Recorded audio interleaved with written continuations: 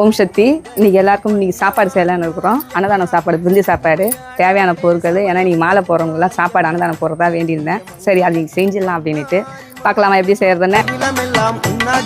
அம்மா உந்தன் அருளாட்சி, அகிலமெல்லாம் உன்னாட்சி, அம்மா உந்தன் அருளாட்சி. உண்மகளே தேவியம்மா, ஒப்பன காளியம்மா, ஆடங்குடி நாடியம்மா, அறம் தாங்கி வீரம்மா, இல்லையில தில்லை நாயகி,